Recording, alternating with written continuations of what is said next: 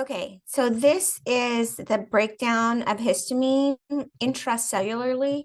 So using the HNMT pathway.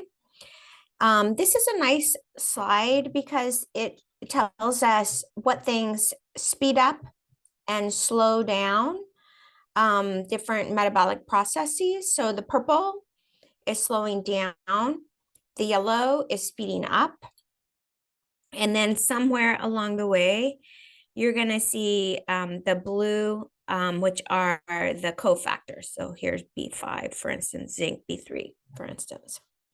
So let's say you're having a big histamine reaction. So the first thing we want to do is to stop making more histamine, right? So histamine is made out of histidine. So we want to slow down this part of the pathway, right? And so if we want to slow it down, then, oh, look here, histamine will slow it down. So the body's smart. The body is like, hey, I've got a lot of histamine. I don't want to make more right now. So I'm going to start slowing this down myself.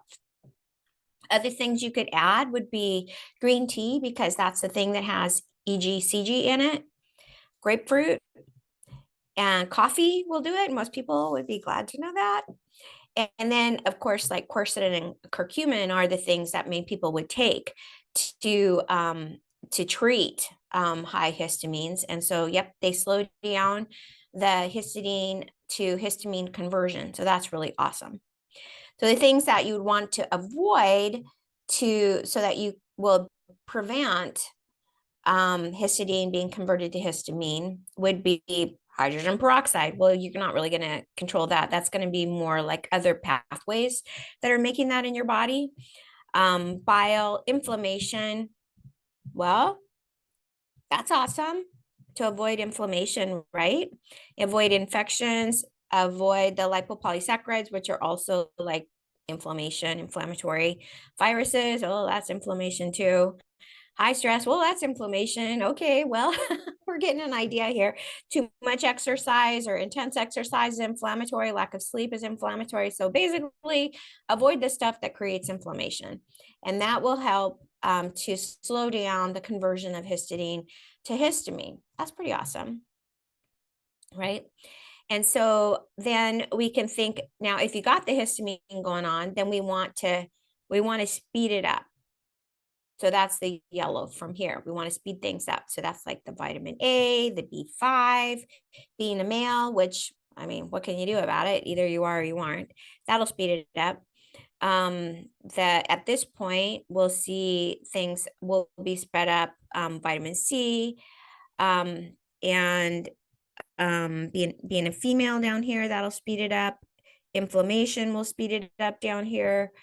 Chronic stress, and that's for the MAO, the monoamine oxidase A and B. That'll speed up their action. It's a little confusing, because now here we have, the opposite effect. Caffeine is going to slow down this process, where it slows down that process, but we want it slowed down. So in general, caffeine is going to slow down things, kind of counterintuitive. But so basically, if you're having a histamine reaction, you may not want to take caffeine, because it's gonna make a clunky system. Things that slow down, that have opposite effects, creating histamine and breaking it down, are things that are gonna make the pathway clunky. So you kind of want to stay away from that stuff as much as possible, and go with the stuff that is consistent and makes the pathway run more smoothly.